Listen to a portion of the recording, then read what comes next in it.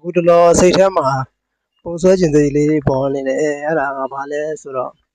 ပကံဖျားပုံလေးတွေကိုဆွဲတာသဘောကျကျွန်တော်ပကံဖျားပုံလေးတွေဆွဲတဲ့ခါမှာဒီဖျားရဲ့ဒီပေါ့နော်ဖျား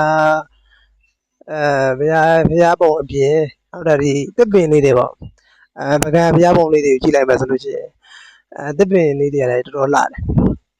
တစ်ပင်လေးတွေကလည်းတော်တော်လှတယ်ဖျားကလည်းလှတယ်ဖျားထရတယ်မဖျားတပ်ပဖို့ကောင်းတာပေါ့တပ်ပဖို့ကောင်းတာတစ်ပင်လေးတွေကလည်းလှတယ်အဲ့ဒါလေးကြောင့်ပကံဖျားပုံလေးတွေကိုသဘောကျပြီးတော့ရေးမိတာပါမြင့်ချင်းကလည်းဘာလို့ပြောဒီတစ်ပင်လေးတွေဖျားပုံလေးတွေဒါမြင့်ချင်းကလည်းအဆင်ပြေတယ်အခုဆိုရင်ပကံဖျားပုံလေးအခုရေးဖြစ်နေတာပေါ့နော်အဲ့ဒါလေးကိုပြောပြတာပါဟုတ်ပါတယ်ဒါပါပဲเนาะဒါတော့ပါပဲရင်းနေပဲတင်းတင်း